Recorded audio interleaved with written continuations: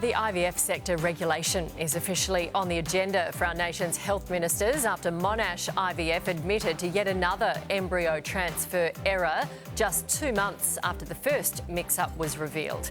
The fertility clinic will immediately step up safeguards for patients amid the bungle, as the federal government says it will monitor the progress of an internal investigation. Health Minister Mark Butler will also bring up the issue with his state counterparts at a meeting this week. For their take, let's bring in Housing Minister Clare O'Neill and National Senate Leader Bridget McKenzie. Good morning to you. Clare, can Australians trust our IVF sector? Oh, Nat, this is absolutely every parent's worst nightmare.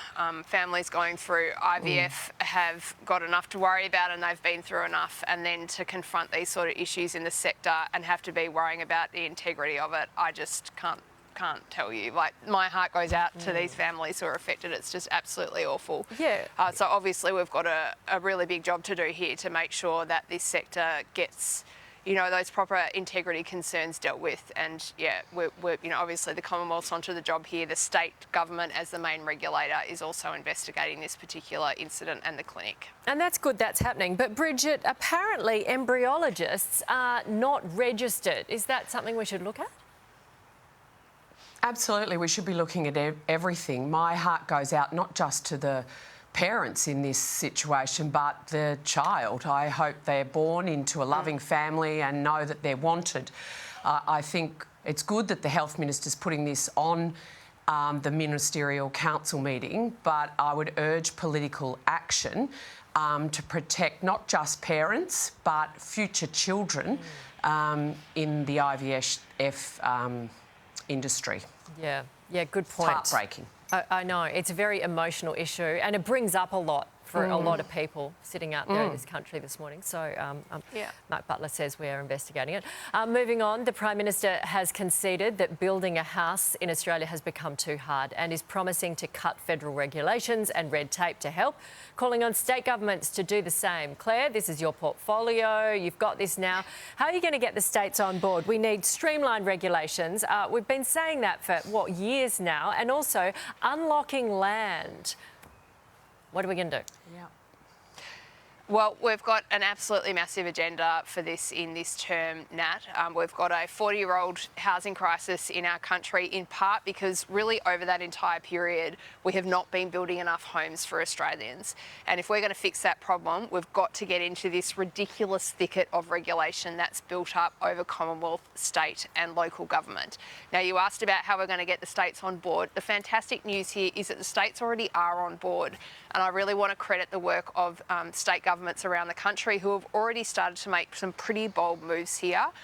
My message to the states and to all political leaders around the country is that we've got to double down here. We've got a generation of young people who are absolutely crying out for change in the housing market, and our government is going to be leading that work over the coming 3 years. Now, that's good because you've got a big target that you guys have set, so we want to make it, don't we? Bridget, what are your thoughts?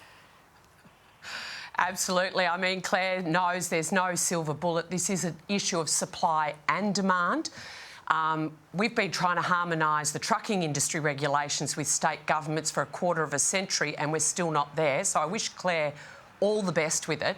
There's two things Clare could do as a federal government straight away to address the demand side and the supply side. Cut immigration so Australians aren't competing with this soaring demand caused by the increase in immigration over recent years, and the skill sets that we have on the ground for construction companies to be able to use. We know we're 30,000 sparkies short, and yet we've got the ACTU and the unions vetting the skilled migration list, so we can't bring in the skill sets we need.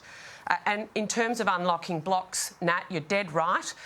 We can't get power, sewerage, telecoms, telecommunication services to these blocks to actually get them on the market. And that's why the Coalition put an enabling infrastructure program up at the last election to actually help local councils get that infrastructure in so you can actually get the blocks on the market. So we need a whole raft of issues to get this problem fixed, not just fixing the planning laws. Yeah, look, there's a lot there. But Clare, is that true? Are the unions vetting the immigration list so you can't bring in tradies? We are so many tradies short.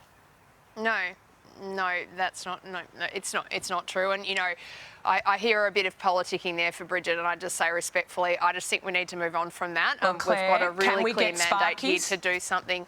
We've got a really clear mandate to do something really big here. So that's wrong, on Claire. housing and on a few issues. The unions on a aren't few issues standing confronting over our country. the lists. And Yes, it is wrong. Can you bring in Yes, an it is electrician, wrong. Claire? Can we bring in an electrician? Is that a shortage, a skill shortage on the list, on the migration list? Yes, it is, Bridget. Please educate yourself on how the migration system works. Yes, it is on the list. So we've got some really serious issues. Bridget's mentioned skills. Yes, that's an issue. What I would just say is on this issue of housing, we've got to put politics to the side a little bit here. We've got a housing shortage that's been building for a generation, and we've got to see both parties working together to try to get some action on this. Now, we didn't quite get that last term, where the opposition stood in the path of our government trying to build more homes. Let's see if this term we can get a bit more of a fresh perspective and try to work together as a team to get this issue dealt with for that next generation Bridget coming up. seems friendly. You sound like you're ready to work with them, don't you, Bridget? look, she's smiling. We'll see where we get. I want to get in the this houses term. built. Yep. I don't want Australians competing. Claire, look, hold her to that. Unnecessarily. She's very friendly today. You hold her to that, and we're going to check those numbers too. Thank you very much. We'll see you next week. Here's Chevo.